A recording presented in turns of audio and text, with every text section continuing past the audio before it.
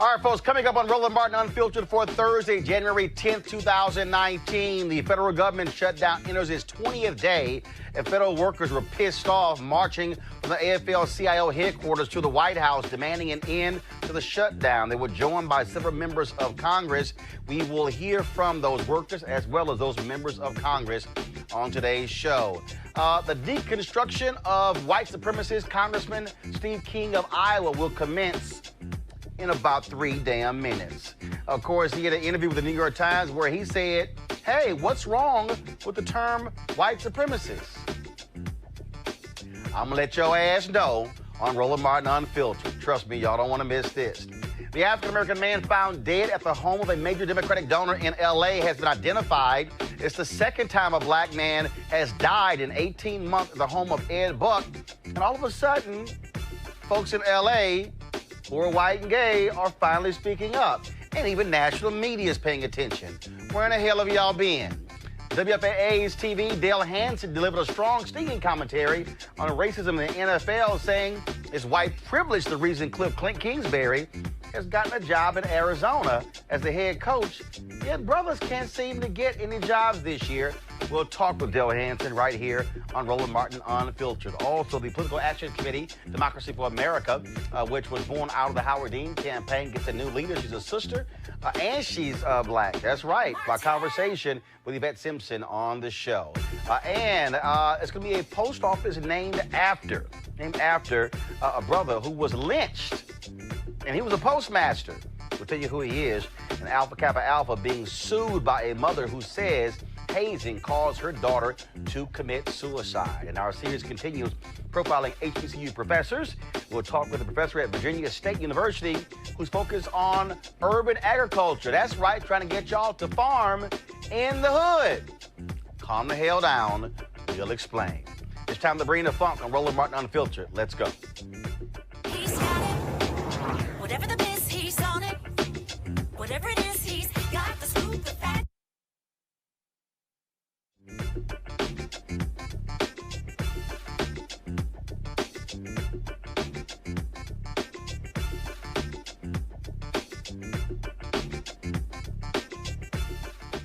All right, folks, so the partial government shutdown enters its 20th day today. Tomorrow's going to be day 21, which will match the longest shutdown in American history. 800,000 federal workers are either furloughed and at home or working without pay. Well, a bunch of them today went to the AFL-CIO headquarters, which is right across the street from Congress. And so, guess what? They were there protesting, saying, we want to go back to work. So I decided to drop on by and shoot some video and talk to some folks there. Of course, now while they were doing that, you still had folks on Capitol Hill who were arguing back and forth. Now you got Republicans who want to call for a national emergency on the wall. You got Donald Trump saying, I'm not going to sign anything unless we deal with this whole issue. And this is some of the video shot earlier of the protesters. And so there were folks out there who were black, who were brown, who were white, working with all kinds of different federal agencies. You have folks out there who are air traffic controllers who are working for free. Individuals who say, look, we got to pay house notes, we got car notes, you name it. We got all of that. And so I had an opportunity to, and also TSA inspectors also will be quitting left and right as a result of what's going on, which will mean we're going to have long lines as well. Also, those protecting food safety in America. Also, that has stopped as a result. It is clear Donald Trump doesn't give a damn about these federal workers. He's totally focused on his wall. You know, he was down in the southern border today with that fake media stunt down there, sitting here trying to draw attention to it. First of all, let's talk with the members of Congress. I talked with them outside of the White House at the rally. And here's Houston Congresswoman Sheila Jackson Lee. Voting one bill after another. I know that. And if he calls for the emergency order, we'll open the government and we'll just have to sue him on the order. But we want people to be paid. We want to be paid now. So I was just on the floor managing the ag bill to open up ag. And we're going one by one for all these federal workers. Because tomorrow we know that they will never change. We are sending members home to tell our TSO officers, thank them and our air traffic controllers, because they have the security of the nation, the real security of the nation in their hands. So I just want to thank you very, very much. I ran down here so that I could do it in between votes to say that we are with you. I'll let the folk know that you are here and we are you.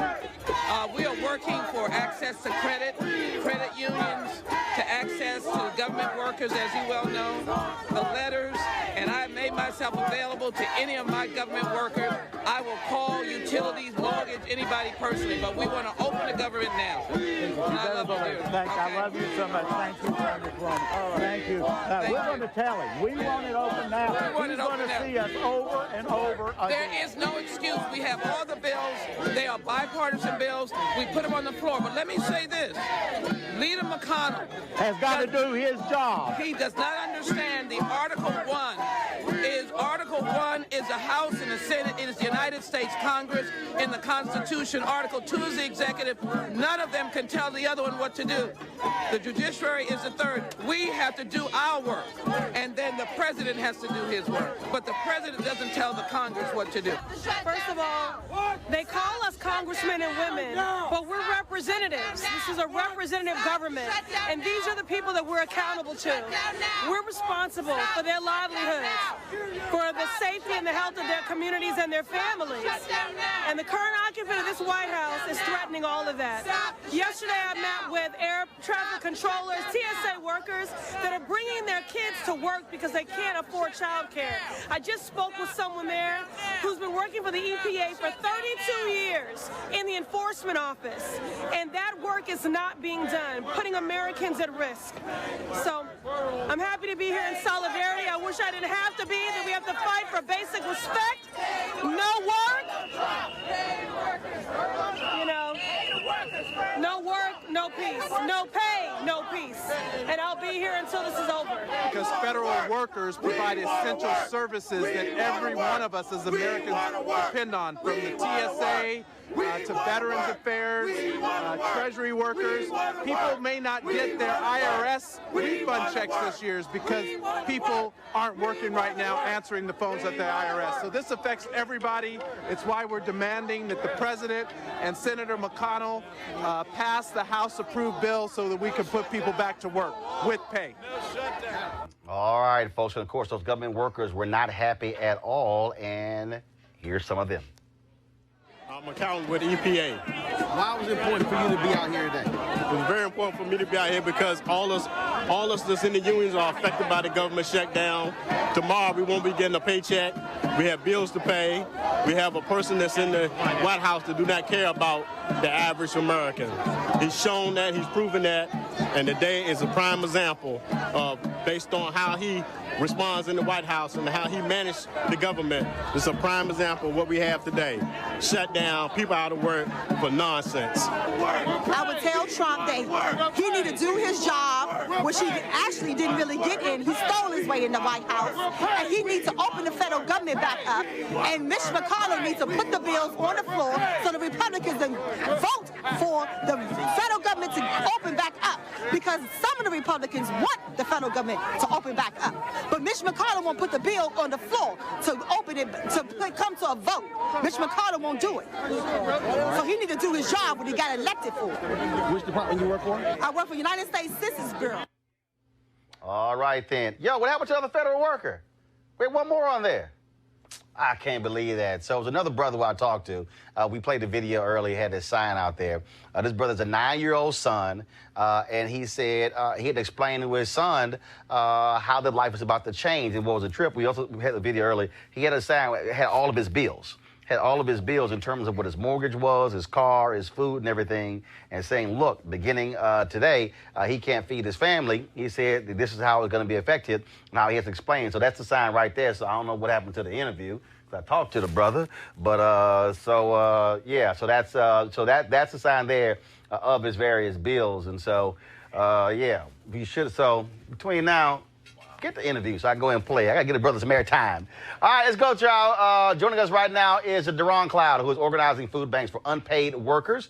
Welcome to the show. Thank you. It's good to be here. So this is also, there's a story of Loudoun County. They're also considering passing an emergency measure to increase funding to food banks to pay for to help folks with federal workers. And there are people out there who are being asses about federal workers, folks like Donald Trump, who are like, okay, you know, y'all can do whatever. Even they're telling the people at the Coast Guard, oh, have a garage sale. I mean, just the absolute arrogance and the dismissive attitude towards federal workers.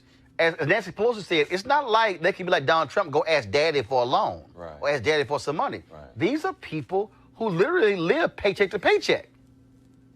It insulted my conscience. I looked at it and I couldn't believe when you talked about that Coast Guard thing. And I felt, because I'm a playwright, I felt like, I said, I feel like I'm looking at something scripted. I'm looking at something that's just been written to be funny, because I can't believe they're saying this to people who have to pay bills. And that sign you just showed, I mean, that sign says it all.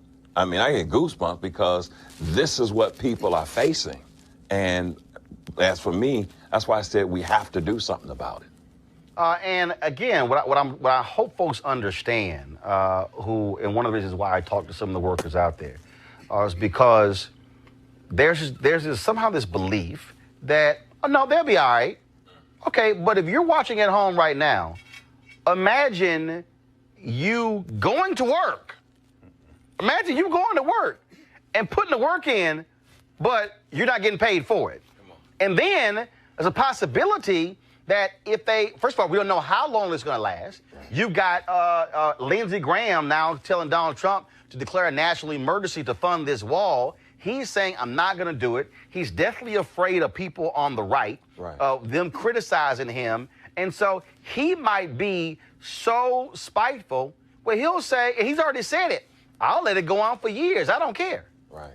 Well, you know, that's one of the reasons I do the feeding, because as a pastor, I'm on the front line.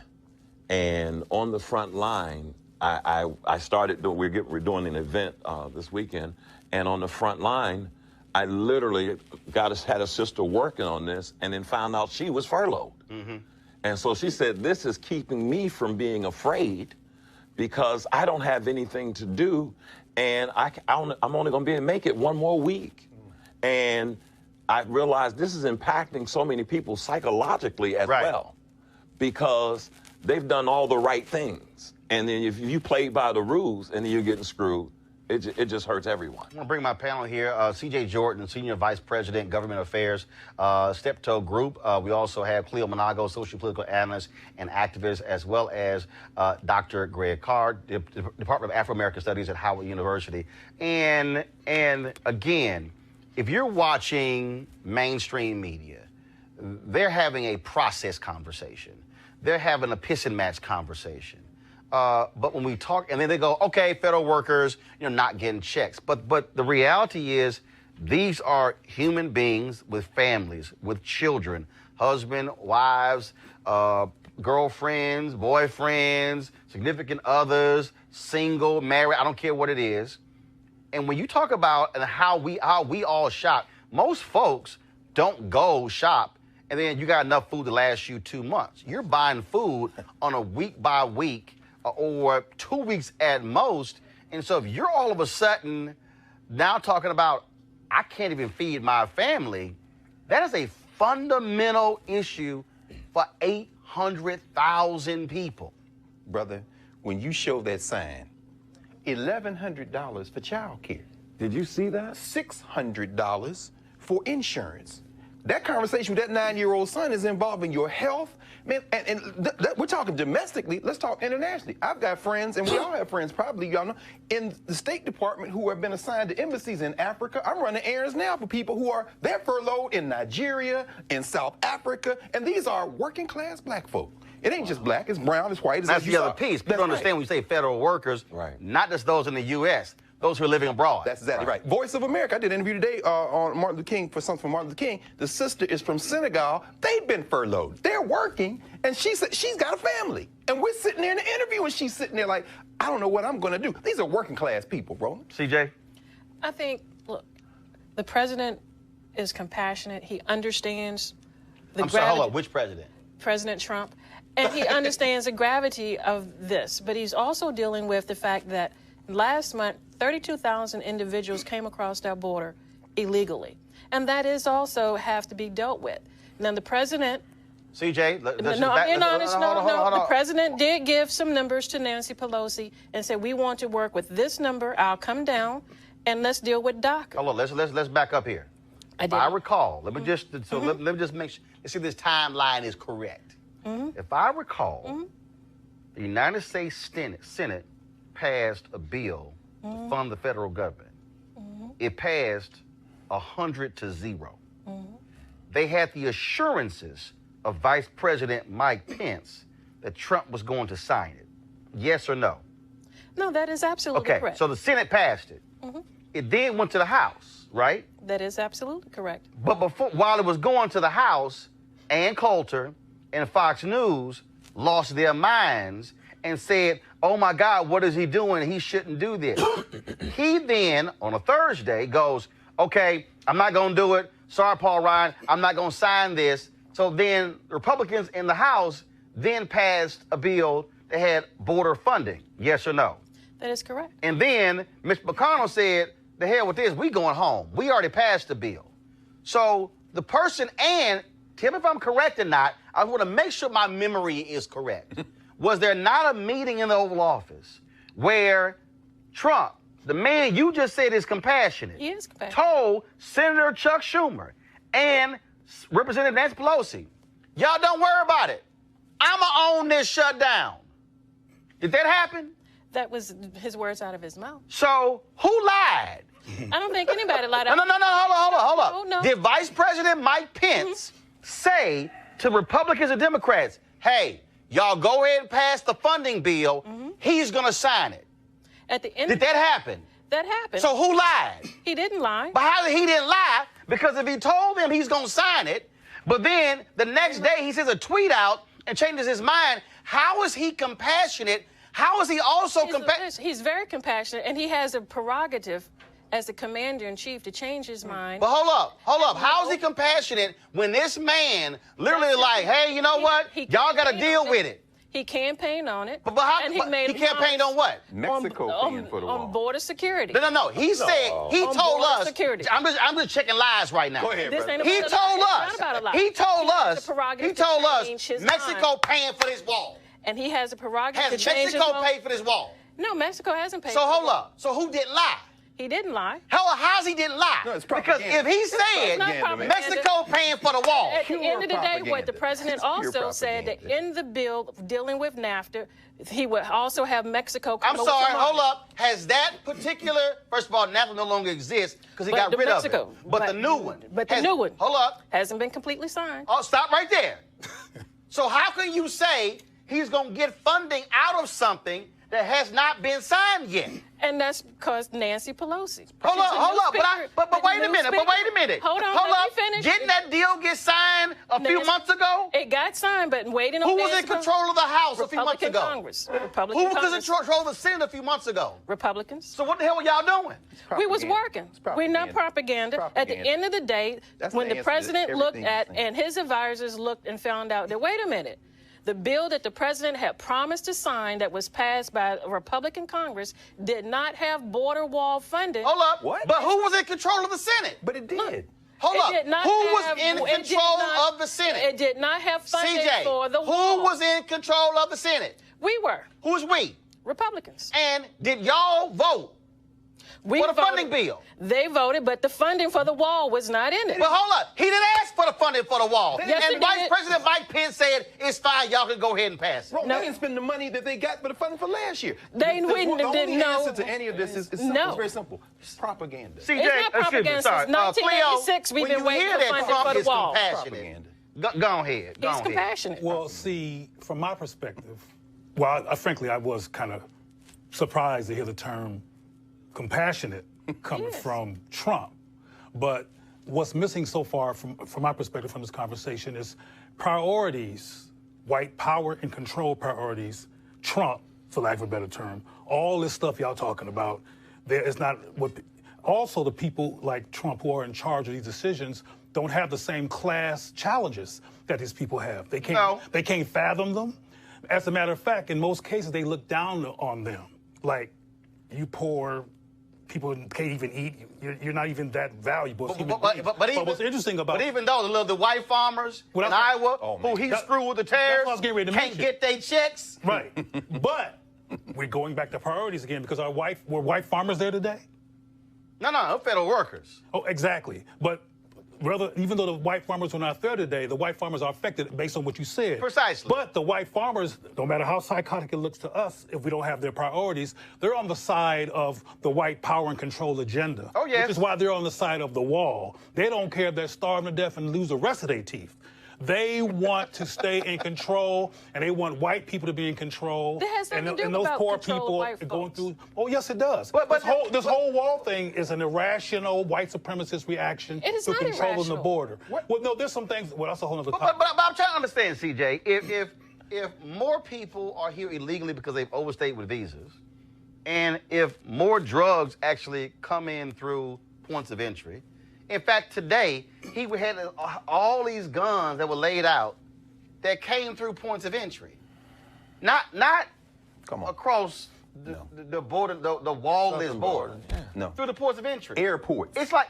Fentanyl coming through So Canada. he's lying. He's lying. No, he's not lying. It's not coming through airports? No, I'm not saying that those guns are not coming. But he's saying it's not. Are you got saying it is? guns and drugs coming across the border. No, you still have some. Okay, actually, let me help you out. Guns and drugs ain't coming across the border, actually coming under the border. Well, through tunnels, which a wall ain't stopping because the wall's not going to drill down 100 feet deep. The worst drugs are coming in through airports. They can't be checked. They're coming from China. And I guess what I don't understand. They're coming from Nigeria. Go ahead, Doc. At the end of the day, we're dealing with a population movement, and that is a crisis. Right. And 800,000 people who Americans can't feed their family. At the end of the day, Brother, go ahead. the president wants a wall, and he campaigned on it. I'm CJ. I'm still stuck on. Roland asked you 6 to 7 factual questions, and you had to give an answer. And I need to understand, and this is wonderful for me to be here. How do you say compassionate when that man got to tell his 9-year-old things is about to change? Where the hell is compassion? There is compassion. Where? There is compassion. I understand it's a very difficult choice. No, please name compassion. I am saying again. What is compassion? Compassion is, at the end of the day, keeping a promise that he campaigned on. I understand that it's let me finish. I understand that he made a very tough decision as leadership, because in leadership you make tough decisions. And that tough decision that he made is the fact that at the end of the day, he wants the funding for the wall and come to table on DACA. But you're talking about follow through. This is classical cognitive dissonance propaganda. It's propaganda. Because I'm sitting next to you and I'm saying to you, when you say compassion, and you see that man put that sign out there, and that man says, I'm going to finish what I'm saying. I cannot pay my rent, my insurance, my child care is $1,100, $600, and this president says, you know what, put this on me? He understands that. And the bottom line is, he understands when you're in leadership, you're going to make very Sister, you've fallen into the miseducation. I'm not miseducated at all. Cleo, make your final comment. My final comment is that the question which raised my brow, the statement that raised my brow was the term compassion. Right. He asked you about compassion. Roland has asked you about compassion, and your answers have nothing to do with what compassion means, which means caring, which means being concerned. But I mean, you're saying that you're saying that rhetorically, and I think he does care about his agenda. Right. He cares about following through with what he says he's going to do for the white nationalist agenda. But when it comes to caring about human beings, he's not caring. And I want to close this. I want to be redundant. He does care You have about not human beings. responded to the question about compassion. You talked about follow through. Trump said he's going to get the wall up. So he's going to get the wall up any way he can, by any means necessary. But that has nothing to do with the phrase compassion. I'm going to give you your last word before I go to my next story. But you're going to have to define me how he compassionate. I mean, I need to see something tangible. I need to see something that's real. The president understands the fact as a leader he's going to make tough decisions. He is not oblivious of the fact that, guess what, there are 800,000 people that he is commander-in-chief of that are furloughed. He is not oblivious to that, and the people that advise him recognize that. But at the end of the day... Stephen Miller damn sure don't. He ran on the fact, I want a border wall, and he's also said to the Democrats, let's do a deal on DACA. He ran on I want a border wall, and for 2 years, he had a Republican-controlled House, a Republican-controlled Senate, it had the White House, and they did nothing. They had the votes to get it done. They didn't have to ask Democrats to get it done. They did nothing. Nothing. All caps, boldface, italicized, underlined. And if you couldn't do a damn thing when you had the power, well then, don't come whining now. Because Speaking at the of power, end, then you didn't have enough votes. Speaking of, you had the votes. You didn't want to act, but you had no guts because you wanted to pass a $1.5 trillion tax cut for the rich, which has also caused the deficit to explode. That's what you were more concerned about. But let me go on to you got opportunity zones when you ain't shown one opportunity yet. All you had was a news conference, and I've been covering it. Let's go to my next story, y'all. We've had several NFL coaches who've been fired this year, a whole lot of them black coaches. And now, of course, you have the Arizona Cardinals hiring Cliff Kingsbury, who was fired by Texas Tech after going 35-40. Now, look, he's a brilliant offensive mind. He was an offensive coordinator at Texas A&M under Kevin Sumlin. Did a great job, but I'm just trying to figure out, is that what happens when you get fired on the college level and then you get one of 32 most prominent jobs in all of sports? Well, last night, Dallas TV anchor Dale Hansen of WFAA TV had this spot-on commentary. Check it out.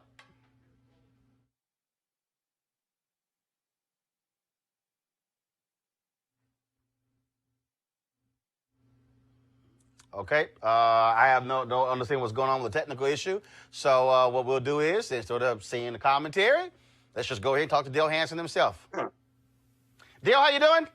I'm doing fine, sir. I'm doing fine. All right. Well, haven't seen you in some time since we on the golf course there in Dallas, but good to talk. First of all, look, now they tell me we had a commentary. Lord Jesus. Oh, okay, so y'all play the commentary, then I'm coming back to Dale.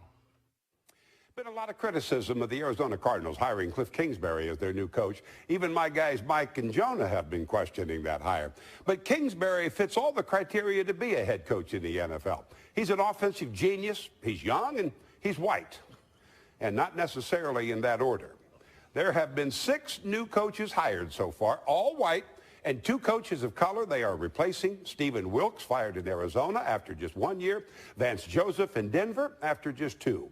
But Cowboys coach Jason Garrett is in his 9th year, apparently because he wins so much. A lot of people don't understand how Kingsbury can have a losing record at Texas Tech, no NFL experience, and get one of the 32 NFL jobs. But getting fired at Tech doesn't eliminate him from moving up. At least it doesn't to me. I've had 11 jobs in my life, been fired from 8 of them, and moved up every time. And I am arrogant enough to tell you, I think Channel 8 was right to give me another chance. But I am the product of white privilege in America, and I've never denied that I wasn't either. If they made a poster, my picture should be on it. Getting fired at one place and getting another chance isn't the problem. But young, talented coaches of color not getting the chance, that's a huge problem. The covert racism of the NFL ownership group was so bad, the NFL had to make a rule so that minority coaches could at least get an interview. Cowboys secondary coach Chris Richard has been interviewed, and there are reports saying he might get the Miami job. After what he's done with this Cowboys defense, how could he not? Unless it is true, what black parents have been telling their children for decades now, you have to be twice as good to go half as far. I dream of the day when those parents are wrong, because now they're not. All right, joining us right now is Dale Hansen. And Dale, here's what's stunning to me. What's stunning to me is black coaches are told, go through the system, pay your dues, be a DB coach, be a line coach, and then all of a sudden, you know, get a head coaching job, go to a Division I school, hopefully get one of those jobs and work your way up. And this is, and again, Cliff Kingsbury, nice guy, but there's no way in the world on his resume that the guy has earned to be an NFL head coach. No, he hasn't. I like Cliff Kingsbury. I've talked to him several times, and I do think he is one of those young offensive geniuses that the NFL wants. But there's just no question. My argument is not against Cliff Kingsbury per se. It's against the opportunities that he gets, and so many talented young coaches of color do not get the opportunity. I mean, I do think the Chris Richard situation will be a good test.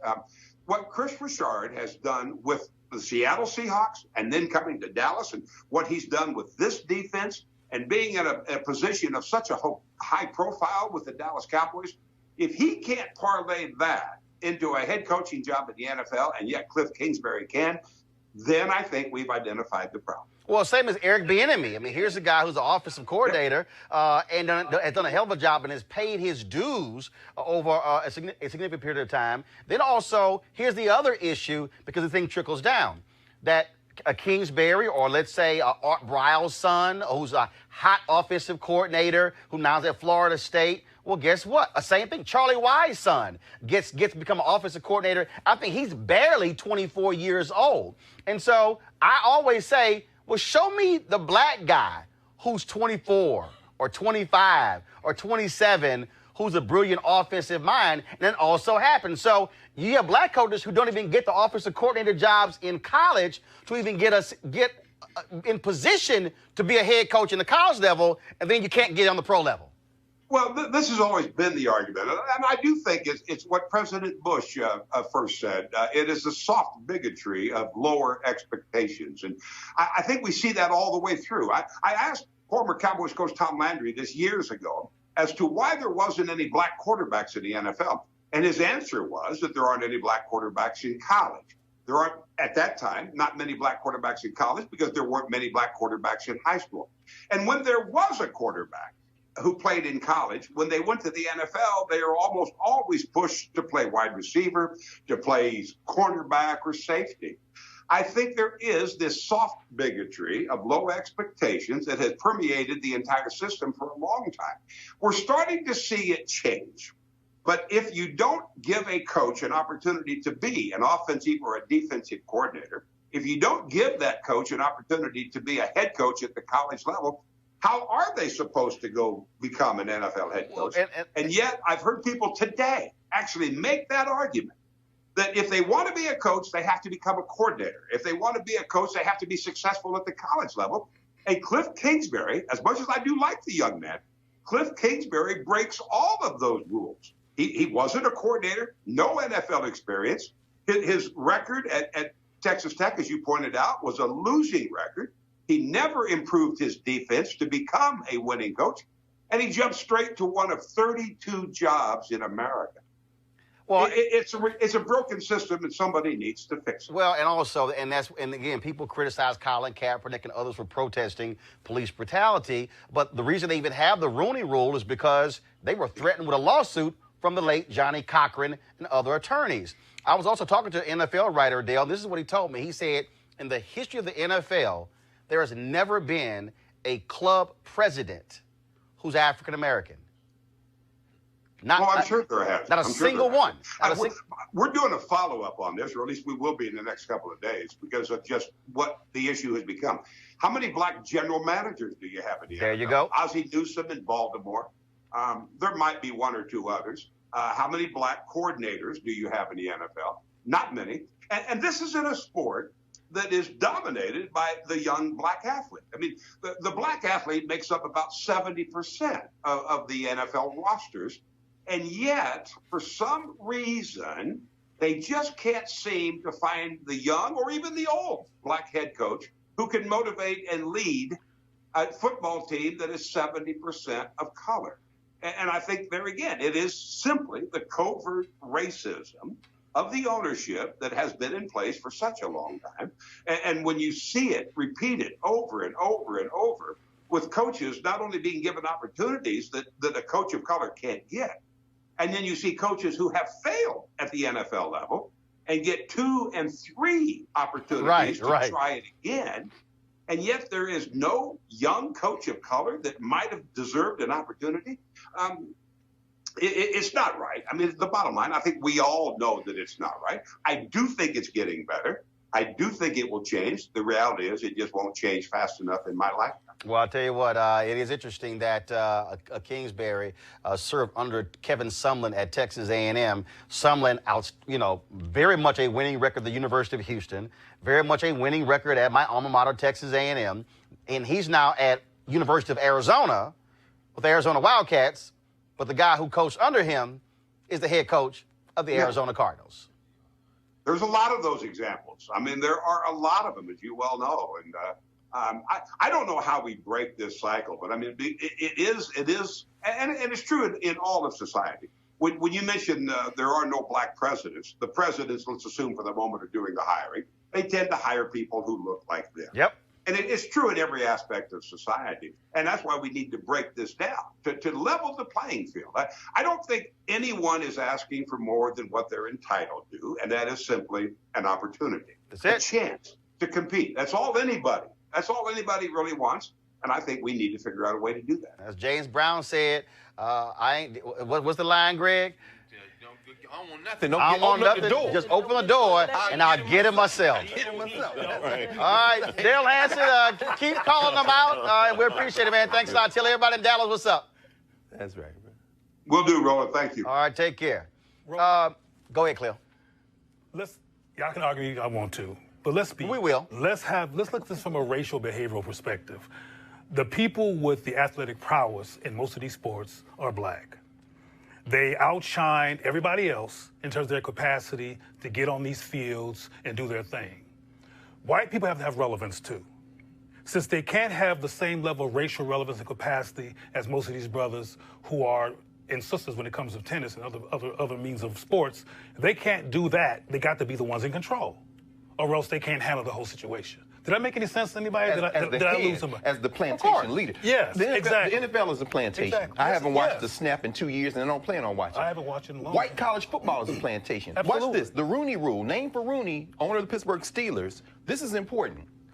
When Dale mentioned Tom Landry, one of the quarterbacks he didn't have to compete against was Jefferson Street Joe Gilliam. There you go. Who led the Pittsburgh Steelers to a 4-0 record before they gave the job to an affirmative action candidate out of Louisiana named Terry Bradshaw. Joe Gilliam was developed by his father, one of the great offensive minds of HBCU football, Joe Gilliam Sr. The NFL coaches in the summertime used to go to the HBCUs and pick the brains of the black college brain trust at the HBCU level. Where am I going with this? Very quickly. Coach at Florida A&M. FAMU. FAMU. Grambling, of course, Eddie Robinson. They lived on the sidelines in the summertime. This is what happens. The labor of the NFL and white plantation college football is black. They also put on their staffs black men to pick their brains, offensive minds who are backfield coaches, who are line coaches. So they have the brothers there to keep it. And then as you get closer to the top of the plantation, just like on a plantation, the guy with the whip, the overseer, the coordinators are white, and the owner of the plantation hires the plantation overseer who is the head coach. What am I saying with this? There are plenty of black coaches. They pick their brains for, look on those NFL staffs and look at who are closer to the labor, and that's where you find the genius. But they would never be allowed to run it because it's a plantation. And it's because they're geniuses in black that white people say, okay, they got all the powers, but we got to run this. We have to have relevance. And this is why, CJ, go ahead. Oh, I'm hoping, and Dale is correct, but I'm hoping that going to the Super Bowl and the first owners meeting, that the commissioner brings some of the older folks who were around in the league, like a Harold Henderson and others, to come in and say, look, we need to make some changes. This is very prevalent. Everybody's talking about it. And the Rooney Rule needs to be updated. And some other things they need to have a closed-door meeting. No, here's the deal. First of all, no, they really do. What you just described, they've literally done numerous times. What this is, these are, again, I go back to what I just described, what I said with Dale.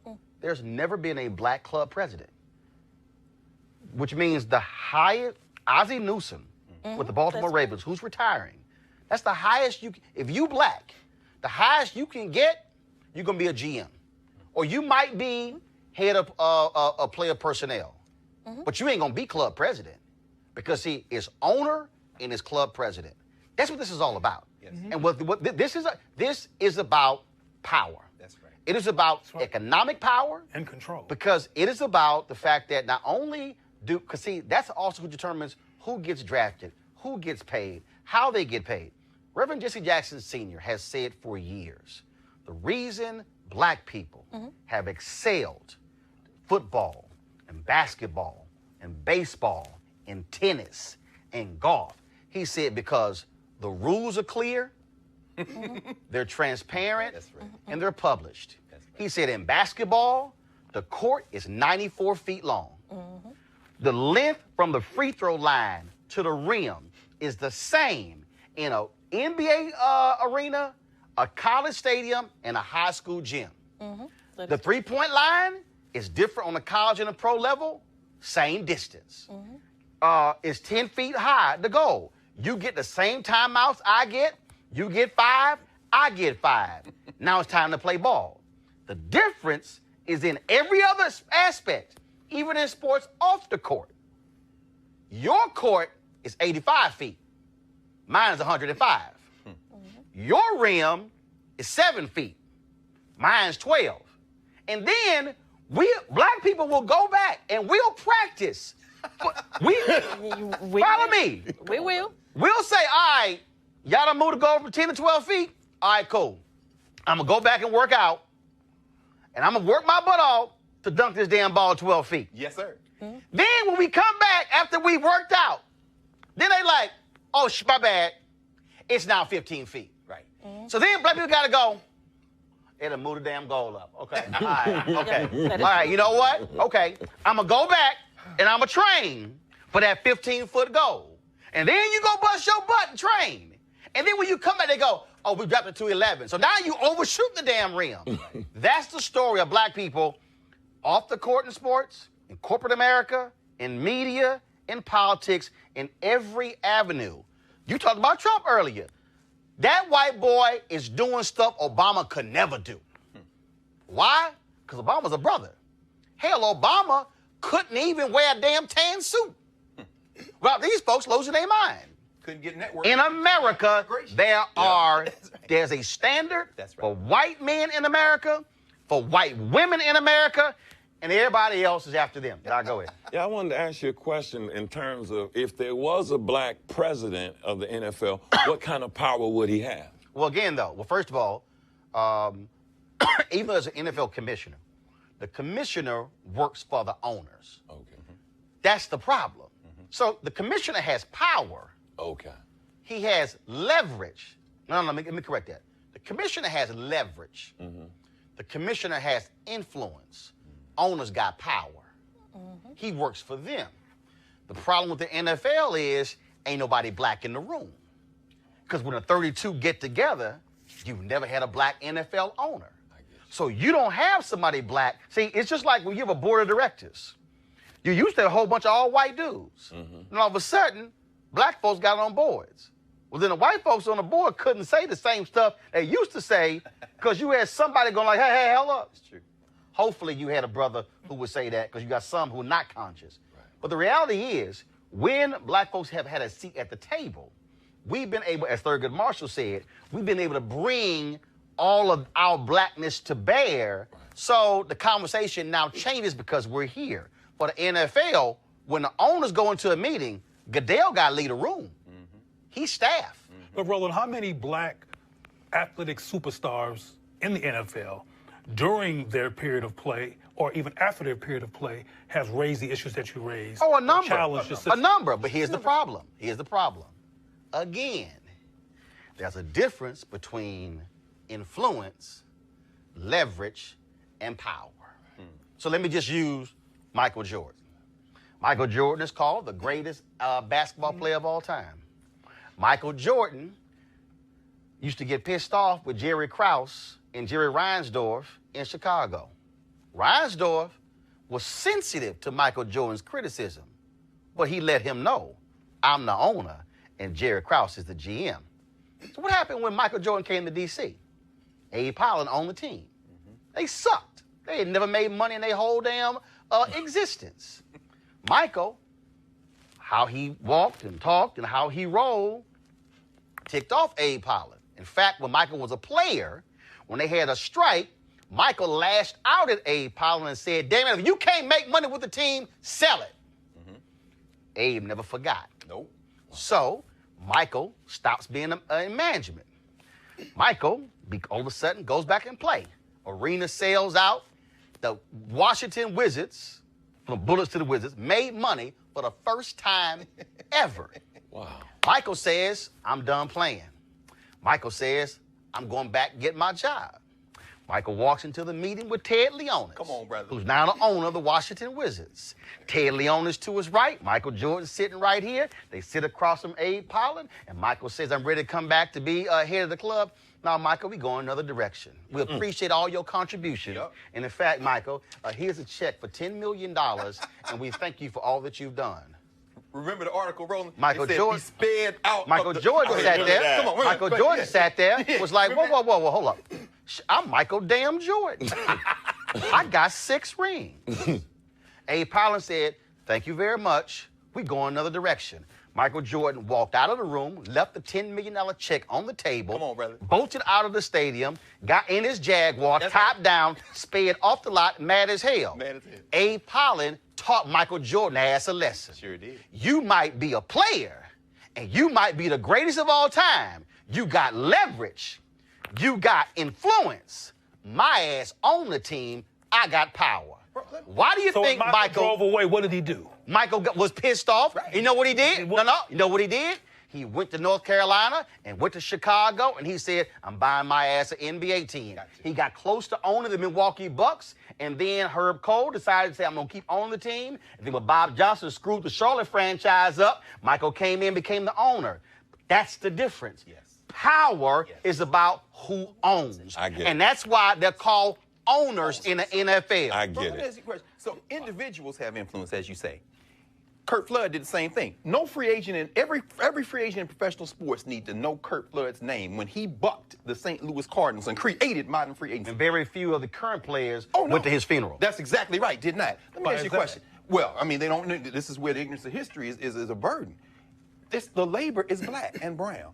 What would happen if they exercise collective power? I'm thinking about Eric Reed, who's been drug tested a billion times, and the union didn't say it. I agree. I'm just asking. No. I agree with collective, but again, if you want to use your slavery analogy, this is how the system is set up. First of all, the NFL, out of all professional leagues, has the shortest career span. Okay? Shortest out of baseball and NBA. Shortest. Okay? Second of all, it's the only one out of the top professional leagues that does not have guaranteed contracts. Third, it's the one that has the most severe injuries long term. That's true. And so if the average NFL career is only 3.5 years, you are not going to sacrifice one of those years. Get your money. But again, it is That's it. But here's the deal. And they know that. That's right. And here's the other piece. What they'll do is they'll say, okay, say something. Your ass play special teams. I'm going to cut you. They also, Colin Kaepernick was one of those top. So again, same Colin Kaepernick. They did, no, we're going to teach your ass a lesson. Okay? Colin Kaepernick is being whiteballed. He's being taught a lesson. That is a my name is Kunta. No, you're going to say Toby moment. Yes, indeed.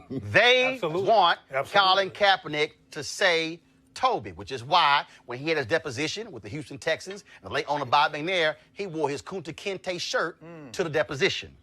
That's what's going on. This is a power thing. Yes. So as long as no black person is ever sitting in an owner's box, you're not going to have anybody in those meetings checking all white owners. That's the reality of the NFL. Well, the slavery metaphor that he uses is just, unfortunately, extremely perfect. Which is why Bill Roland wrote the book, $40 Million Slaves. Yeah. Well, CJ, final comment before I deal with white supremacy in your party and the House, but go right ahead. It is my hope when they do have the owners meeting that those African Americans who are minority owners of some of these teams participate in the owners meeting and have a very They're not owners. But have a frank conversation. So whether that's Venus and Serena Williams that have minority Miami Dolphins, you got Kirby John Caldwell, who's a minority owner with the Houston Texans. You got very few African, right. These people are not compassionate. They are compassionate. Well, again, you got people there, but I'm just saying you got folks there. But the problem exists in terms of really, again, it all boils down to power. All right, speaking of power, y'all, there are 435 members of the United States House of Representatives. Okay, the U.S. House is supposed to represent the people. There are 100 United States senators. Now, we have lived through a nation. First of all, this year in August, we will commemorate 400 years of people of African descent being in America when the first 20-odd Africans arrived in Virginia in 1619. That will happen this August. But what happens when in the same year, 2019, and an avowed white nationalist, white supremacist, is sitting right there in the United States House of Representatives, and the Republicans don't say a damn thing? Today, the New York Times had an article, folks. In that article, it was the headline of their article said, before Trump, Steve King, can you see my iPad, please? Before Trump, Steve King set the agenda for the wall and anti-immigrant policies. Steve King has served in Iowa for the last 9 terms. This is a quote from that very article in today's New York Times. White nationalists, white supremacists, Western civilization, how did that language become offensive? Mr. King said, why did I sit in classes teaching me about the merits of our history in our civilization? Y'all, let me say that again. That's Steve King, who is a member of the United States House of Representatives. Now, as a result of Steve King's comment, he was criticized. This right here is a quote from Justin Amash, who's a member of Congress. Quote, this is an embrace of racism, and it has no place in Congress or anywhere. That's Justin Amash, who is a Republican who hails from he's from Michigan. Okay, now let me go ahead and pull this up because Liz Cheney, who is the daughter of former Vice President Dick Cheney. She is a member of Congress. She is over the House Republican Conference. She hails from Wyoming. This is what she tweeted. These comments are abhorrent and racist and should have no place in our national discourse. Steve King asked how terms white national and white supremacists became offensive. Let me say that again. Liz Cheney, the woman who is criticizing Steve King, is the chair of the House Republican Conference, which means she's in the House Republican leadership. Y'all gonna get that in a second. Now, when you talk about Steve King, this ain't the first time Steve King has said these things.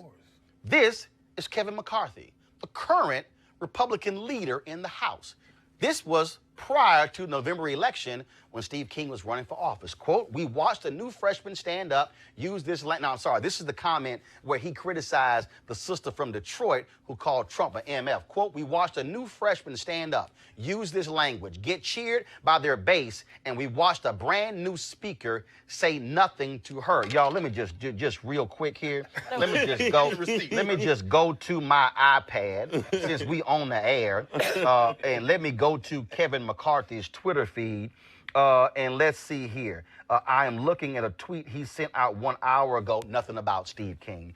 6 hours ago, nothing about Steve King. Okay, I'm sorry. Now we at 1 day.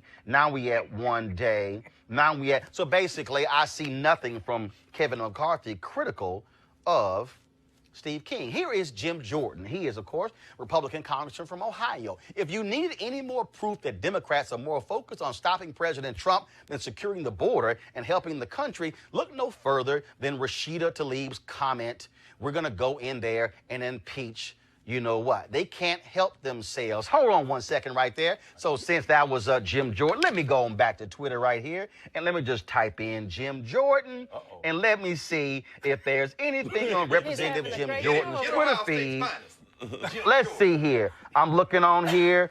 Here we go to my iPad. Let's see. 37 minutes ago, nothing. Let's see here. 4 hours ago, nothing. 5 hours ago, 5 hours ago, 8 hours ago. No, there's nothing from Jim Jordan. Now let's talk about Mike Huckabee. This is what Mike Huckabee, Governor Mike Huckabee, formerly of Arkansas. You know, Mike Huckabee, Southern Baptist Convention minister. Mike Huckabee, daddy of the current press secretary, Sarah Huckabee Sanders. Mike Huckabee, former Republican presidential candidate. This is what he said, disturbing, anti-Semitic, Palestinian Rashida Tlaib. There's never been a nation called Palestine, erases Israel from map in her office, and on first day on Congresswoman screams obscenities about Donald Trump. Do Dems support this bigotry and hate? While we are here, let me go ahead and go to my iPad and pull this thing up right here. Y'all just bear with me right here. Let's see. Mike Huckabee. You can go ahead and just take the iPad so they can see me typing in Mike Huckabee, just so they know. Governor Mike Huckabee. Let's see here. An hour ago, a Jim Acosta tweet. Let's see. 6 hours ago, Trump at the border. 6 hours ago, fake news. Let's see. 8 hours ago, 10 hours ago. Basically nothing about Steve King. Now, Senator Chuck Grassley of Iowa. He's the one who endorsed Steve King before the election. This is what, so Chuck Grassley, he actually endorsed him and talked about how he'd be good for Iowa. Now, he's made racist comments before. Now, after this thing blew up, oh, by the way, hold up. I'm sorry, I didn't pull this up because here's the other issue, y'all. Because let's deal with our mainstream media, because y'all know we talk about this right now, Roland Martin Unfiltered. I was looking at, before we came on the air, I saw a tweet, and she is the media director for Media Matters. Her name is Liz Power. Let me pull up Liz Power. I need to show y'all this so y'all can understand how white supremacy is allowed to continue in 2019. Liz Power sent this tweet out across, and she said, boom, this was 1 hour ago. Liz Power tweeted, I can't find a single mention of Steve King on Fox News, CNN, or MSNBC so far today. How/why is this not a bigger story on cable TV? Let me unpack that, y'all. Here you have a sitting member of Congress, Republican from Iowa, who says, how did white supremacy and white nationalism become a bad thing?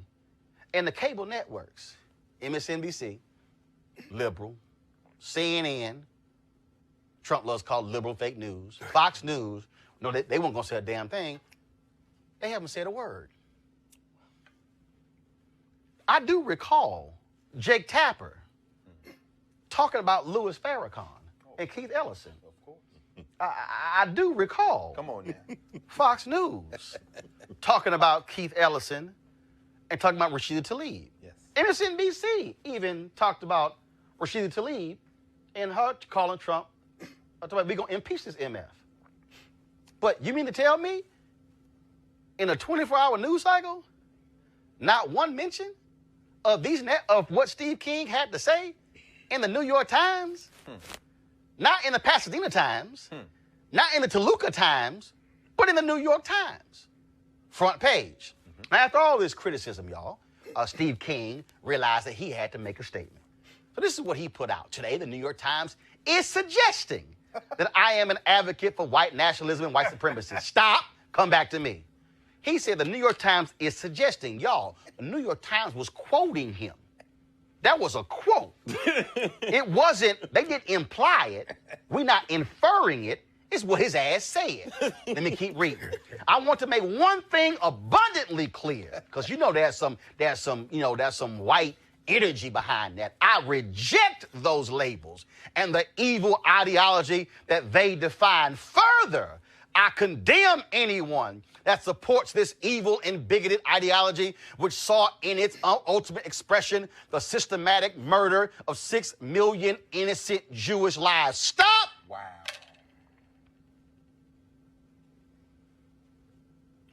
The systematic murder of 6 million innocent Jewish lives. First of all, the Holocaust happened in Germany. That's right. Did not happen in America. That's right. I'm not excusing that. I'm pointing you the geographic boundaries where it happened. Here is Steve King of Iowa tying this notion of bigotry and bigotry and racism to the Holocaust. Yet Steve King, in the same statement, says nothing about the Holocaust that took place right here in the United States that created the United States. While you want to mention the 6 million innocent Jewish lives there, you could have mentioned King Leopold and what he did as the king of Belgium, what he did in the Congo. Oh, but I guess those folks don't count. Let me go back to his statement. This is what he said. It's true that, like the founding fathers, I am an advocate for Western civilization's values, and that I profoundly believe that America is the greatest tangible expression of these ideals the world has ever seen. Under any fair political definition, I am simply a nationalist. America's values are expressed in our founding documents. They are attainable by everyone, and we take pride that people of all races, religions, and creeds from around the globe aspire to achieve them. I am dedicated to keeping America this way. This conviction does not make me a white nationalist or a white supremacist. Once again, I reject those labels and the ideology that they define. As I told the New York Times, it's not about race. It's never been about race. One of my most strongly held beliefs is that we are all created in God's image and that human life is sacred in all forms. Now, let me go ahead and help y'all out in the very same statement. Did y'all catch that little thing that we saw right there? First of all, in his statement, he talked about the founding fathers, and then he went on, because y'all, I deal in words, okay? And then he said this comment about in our papers. Did y'all catch that? Let me help y'all out. I want to break this down. Bring that beat back. I want to break this down. Quote, America's values are expressed in our founding documents. Okay, I'm going to read that again because some of y'all didn't get that. America's values are expressed in our founding documents. Y'all, Steve King is showing you why he's a white supremacist. Because the founding documents of America excluded black people. The founding documents of America excluded women. The founding documents of America were all about white male landowners. The founding documents of America stipulated that members of Congress were to be picked, not voted upon, picked by other leaders. The founding documents of America said all men are created equal. Thomas Jefferson, the very man who then owned slaves and also felt that black people were inferior to white people. Yes, those are the founding documents. The founding documents of America put white supremacy in its very document. The United States Constitution itself is a white supremacist document because a nation was founded as a white nation for white men. He then criticizes the New York Times, yet in the same article in the New York Times, Steve King makes a comment saying, as he looked across at the Democratic Party, the new members in the House, he said in the same article, look at it, there's no place for white men in their party. But he said, my comment is not about race.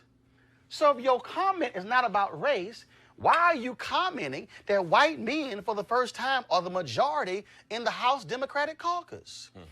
Y'all, here's the real deal. When Steve King talks about Western ideology, what he's saying is, we used to be a nation that was all about white men. And damn it, now we got to move the hell over for these Negroes and for these Latinos and Latinas and for the Asians and for the people who are Korean and Japanese and you from the Philippines and you from the Congo and Haiti and Bermuda and Latin America and from other parts of North America and from Haiti and from Africa and all these places. Why can't we go back and just be a nation that was for white folks, that was for white men, where we had all the control and all the power, and we controlled the schools and the government and the economy, and the rest of y'all could just farm the land and work for us and shut the hell up. That is what Steve King wants. But guess who hasn't said a word?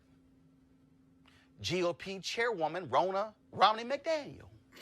Quick to criticize Tlaib, ain't said jack as a white supremacist in her party. Kevin McCarthy, nothing. Donald Trump, nothing. Mitch McConnell, nothing. So Republicans always ask, well, I don't understand why black people just feel that way about us. Why they so sometime? Because y'all ask sometimey. Because you're going to criticize Tlaib for using motherfucker in reference to Trump, but then you say nothing about a motherfucker who's a white supremacist. Come on, brother. I need you to explain to me exactly who y'all siding with. Should he be censured? Yes. Ben Shapiro, conservative, wrote an article saying, y'all hold up, that's not quite what he meant. But then Ben Shapiro, in his reflexive nature, because he's been riding with the white supremacist Steve King for all these years, actually had to go back and reread what the hell he said. Then was like, oops, that was an update on my article. He then says he needs to be censured and he needs to be primaried in 2020. Why am I saying all of this? Because the 2019 Republican Party has essentially said, we welcome with open arms a white supremacist like Steve King. We welcome with open arms for him to be in our party. Matter of fact, we will see and hold him and cherish his vote as long as he votes our way. He is still on his committees. They've said nothing. And the media has been complicit because they refuse to say anything about Steve King. You know why? Because, see, they agree. We just going to let that thing just slide. Because part of the problem is when you look in mainstream media in the executive suites, they look like the very country Steve King longs for. White men running everything. What y'all need to understand that this is the modern day Republican Party. And when Dinesh D'Souza sat in this studio and tried to talk about how Democrats were racist, and they were, I had to remind him, so were Republicans, and so were the Whigs and everybody else, because the reality is America was founded on a basis of white supremacy. That's what the fear is. Earlier, CJ talked about this wall. Why has Steve King talked about a wall? Why is Trump talking about a wall? I keep telling y'all, because they are scared of people of color. The reason the federal government is shut down right now is because of the wall. Because you know who is on the other side of the wall? People that don't look like Steve King. And the people who Steve King represent in Iowa are scared to death because they're like, my God, this used to be our country. When Steve King goes on Tucker Carlson and he's decrying, oh my goodness, what's going on? What happened to our values and our Western ideology? What he is saying is what has happened. It used to be white people running everything. It's not our fault y'all stopped having kids. It's not our fault that in 10 states in America in the next 5 years, the white annual death rate is going to be higher than the white annual birth rate. And guess what? If every white person in America starts trying to pop out babies right now, y'all still won't be able to catch up. Here's the reality. We ain't going back Y'all going to suck this thing up. In 25 years, by 2043, America's going to be a nation, majority people of color. And guys like Steve King, it's going to be tough for them. It's already tough for them because they just got to see all this blackness and all this brownness, and they don't know what to do. Because you're going to have to deal with the reality that Cortez and Ayanna Presley, and Lauren Underwood, and all these brothers and sisters who not white men, they're not going to be like Toby. They're not going to bow down. They're not going to bend over. They're not going to pick cotton. They're not going to be sharecroppers. They're not going to say yes, massa, no, massa. They're not going to get off the sidewalk when you walk by. They're not going to give up their seat.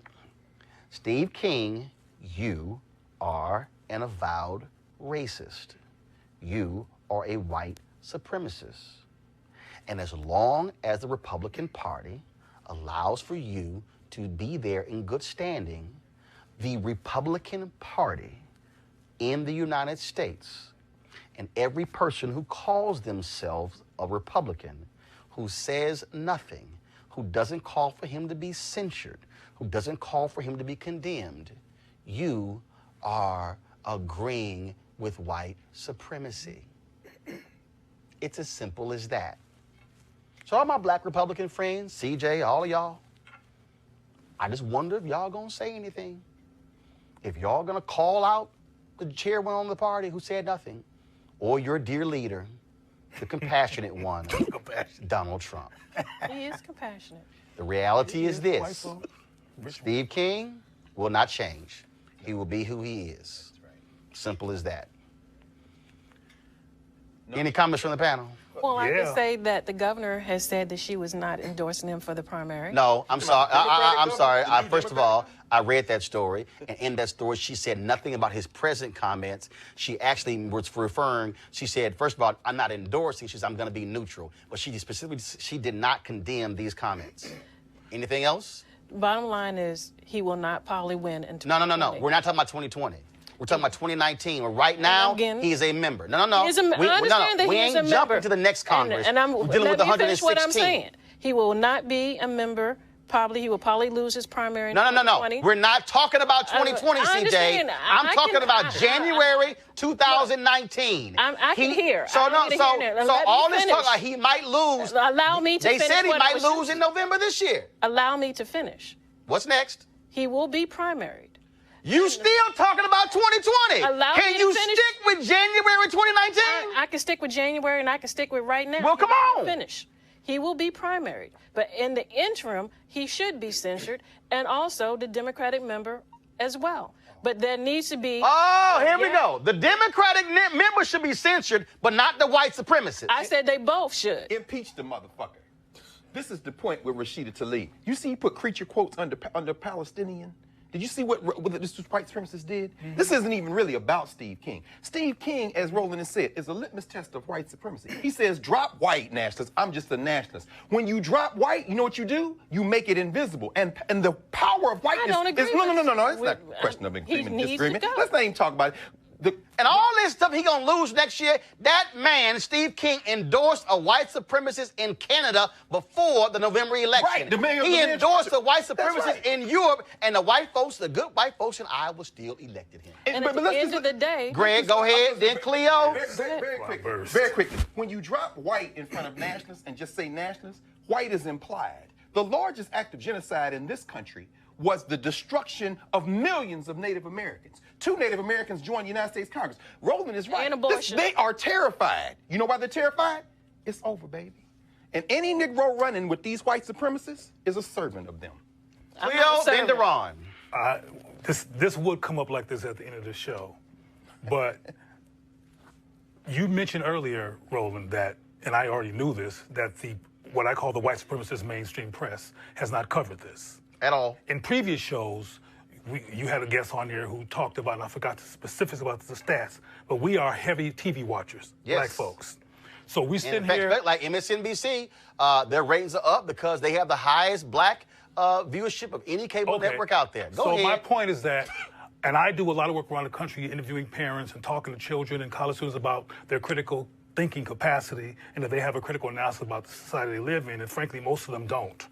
They know about Beyonce and some other stuff, but they don't have a critical analysis. They don't recognize, for example, that there's no such thing as a reliable love story between two black people on TV. Got it. So my point is, which we don't have time to get into, is that I'm not sure about all of this stuff about whiteness is being dismantled, it's going to be taken over. Because you got to remember that South Africa... No. I didn't say it was going to be taken over. It's going to be dismantled. What I said is, what is scaring them to death are the demographic changes. Sure, I know what you're saying. The power dynamic, and that's the issue, which why I keep saying to black folks, we better be on top of our game, because I don't want us looking like South Africa, where black folks got the power, but don't control, got the political power, but don't control the money and the other economic systems. Gotcha. That's my concern. I didn't finish, but I'm going to try to do this. We don't got time. The bottom line is I'm concerned about that, because we need to have a show that talks about parents giving their children a critical analysis, getting them prepared to live in a society and prepared to have power. Right. And not as an accident, but as an intentional, purposeful life. Oh, yes. Because we're being trained, our kids are being trained every day through school systems, media systems to be anti-black. Yep. And there's a lot of anti-blackness in this society. One of the reasons in South Africa why white folks insisted on the children learning Afrikaans, because they knew that had a linguistic impact on their worldview, and that they would unconsciously agree with white supremacy. And it's a lot of black people who find white devils compassionate because they don't have a clear critical analysis of the evil of white supremacy.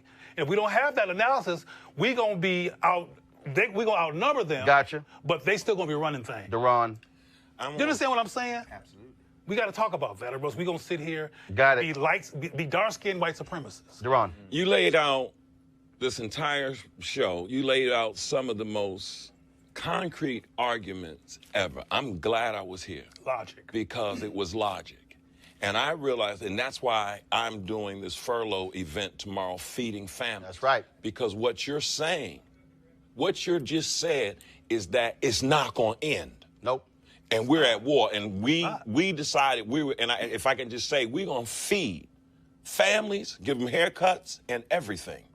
We're going to feed families. We're going to give them haircuts. We're going to do it at Athletic Republic in Forestville, and we're going to shut down the gas station. And when I say shut down the gas station, we're going to pump every gallon of gas out in the cars tomorrow on 111, because a week ago I was watching this, looking at this stuff, and realized this ain't going to end. No. And what you're saying just changed my paradigm. Wow. When you said, and I understood this, but when you say, and that's why I was not trying to label my system, I said, but this is miseducation, because you cannot say the word compassion. And my people are hungry and crying, and they are out begging on the streets in Prince George's County, one of the richest counties in the world, for food. And I understand that. And we hope that gets back but it is compassion. And this is why. That's all I believe. And this is why. The reason I'm laying all this out as well, and I've done this in my speeches. We talk about the whole issue of anti-black. That has been a part of my speeches for the last several years, because where we are going, this thing ain't about 2020. This ain't about Steve King in 2020. This ain't about the re-election of Trump in 2020. I've been saying this since 2009, that this white fear, this anxiety, it's ain't about economic. Trump was elected because he pushed the buttons of white fear. That's right. That's what he did. That's why he won 53% of white women. That's why he won college-educated whites, because he was pushing the buttons, because what is so deeply embedded, and I'll dare say this, is some white folks who don't even realize it. They're just like, oh, no, that's just not me. No. But he pressed the right buttons, and this is all about where 2043 and 2045 and 2050, because America, since its founding and before its founding, was a nation that was constructed for white people coming from Europe, coming to a foreign land, destroying the native folks who were already here to establish their own homeland that was about whiteness. And the problem now, the demographic numbers have changed so dramatically that they looked up and said, oh my God, with the election of Obama, damn, that thing is now real. And so now so what happened? Trump comes along, Stephen Miller, that racist, is right behind him. The same Stephen Miller, where Richard Spencer, the white supremacist, said he was my mentor at Duke University. Right. Don't think that ain't combined. He comes along and it's like, no, we're going to keep y'all out. Hey, can y'all send them Haitians back, them shithole countries? Can we stop the immigration from these African countries? Why does Paul Ryan try to get several thousand visas for folks from his native Ireland to come in before he leaves as Speaker of the House? Because they like, how can we import as many white people as we possibly can? Because these people of color are going to be taking this thing over, and we have controlled this since we were founded, and what in the hell are we going to do? And like I said to the white supremacist Richard Spencer, and I even had, real quick, I even had some Negroes try to tell me, you were scared to call yourself a black man when you debated Richard Spencer. Well, first of all, those of you who don't even know how to debate, I knew exactly what he was trying to establish. And so he wanted me to say, I'm a black man, but I totally jacked him up when I said, no, I'm a man. Because, see, he wanted to say, I'm a white man, I'm a black man. No, I want to let him know I'm a man. Because it threw his whole argument off. But y'all who don't know how to debate, some of y'all simpletons, y'all didn't understand that. But I told Richard Spencer, I said, you better go work out. Because we ain't going nowhere. And y'all going to have a fight on your hands. And that's what this is about. I just got a text. So this is what Kevin McCarthy has finally commented. Quote, Steve's language is reckless, wrong, and has no place in our society. That's what Kevin McCarthy said. And now, which king is this? I'm going to talk to my friend. Oh, and now Steve King is now issued his second statement. He might have as many statements as Kevin Hart. His second statement is, I reject white nationalism. I reject white supremacy. It's not part of any of my ideology. I reject anyone who carries that ideology. Well, then you got to explain to me why you endorsed the white supremists in Canada last year. Why you endorsed the white nationalists last year. See, I'm just gonna let y'all know. Get him, Roland, real I'm just gonna. He watching this show, right? I'm just gonna let you know. You can't have fleas all over your body and then say I wasn't sleeping with a dog. You can't. You can't have a established record of being a white supremacist and rolling with white supremacists and kicking it with white nationalists and hanging with them and talking with them and eating with them and sleeping with them and saying that's my boy, that's my girl, and then say, oh, I reject all of it. You don't reject that. No, boo. No. That ain't gonna work. No. Because, see, I done told y'all white supremacists this. Come on. I have told y'all white supremacists. And I'm real clear. I'm the reason y'all didn't want our ancestors to know how to read. Come on. Because when we know how to read, we can read your bullshit. That's right. And you've been read, Steve King. And I'm just going to wait to see how many black Republicans have some guts to call out their own party for being quiet. I'm just going to wait for Liz Cheney or Justin Amash or Kevin McCarthy to be the first to call for him to be censured, not along with Rashida Tlaib. Right. On his own, because Steve King was a white supremacist before she was elected. He was a white supremacist long before she even thought she was going to run for office, because he'd been there 18 years. And he'd been a white supremacist the whole time. Right. Folks, I was supposed to show you our HBCU story of Virginia State. I'm going to run that tomorrow. Also, our package with the sister who's the first black and the first woman president for Democracy for America PAC. I'm going to run both of those on tomorrow's show. This is why we also need you to support Roland Martin Unfiltered. I told y'all what Media Matter said. No cable network touched the Steve King story. This is why this show matters. We're able to break down our stories and break down our perspective. And so I want you to go to RolandMartinUnfiltered.com, join our Bring the Funk fan club. Every dollar that you give to join our fan club goes to support this show, to make this possible. I appreciate we have more than 1,100 folks who are on YouTube right now. So y'all, it builds up. Y'all gonna make me go to a second hour because he's like, y'all slow coming to the show. But here's the deal. If y'all want a second hour, you got to also give to make this thing happen. I'm just letting y'all know. Same thing in church. All right, got to pay for these damn lights, pay for everything else. So go to RolandMartinUnfiltered.com to join our Bring the Funk fan club. We got Cash App, we got PayPal, we have Square as well. All forms to pay.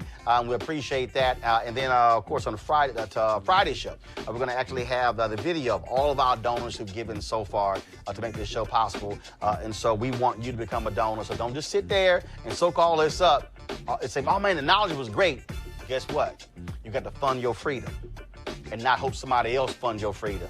And then all of a sudden when our shows get canceled, like News One Now did, y'all go, what happened? Because we don't fund our own freedom. Deron, CJ, Cleo, Greg, always a pleasure. I appreciate it.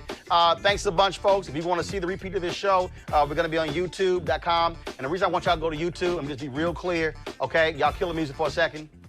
Real clear, okay? Periscope, we don't make no money, okay? Facebook, they ad program is horrible. We make more money when we show our show on YouTube. That's why I want y'all to watch youtube.com/Roland S. Martin. Become a subscriber, click your live notification. When you watch our clips and our repeats, watch them on YouTube. I do the first run on all 3 platforms, but until they're able to generate more money for us, if we get more money from YouTube, that's why I want y'all to go as well. And also makes all of this possible. So please do that. All right, folks, y'all have an absolute great one. I got to go. Black Brilliance. That's what the last hour and a half has been. Holla! You want to check out Roland Martin Unfiltered? YouTube.com/Roland S. Martin. And subscribe to our YouTube channel. There's only one daily digital show out here that keeps it black and keep it real. It's Roland Martin Unfiltered. See that name right there? Roland Martin Unfiltered. Like, share, and subscribe to our YouTube channel. That's youtube.com/Roland S. Martin. And don't forget to turn on your notifications so when we go live, you'll know it. Thank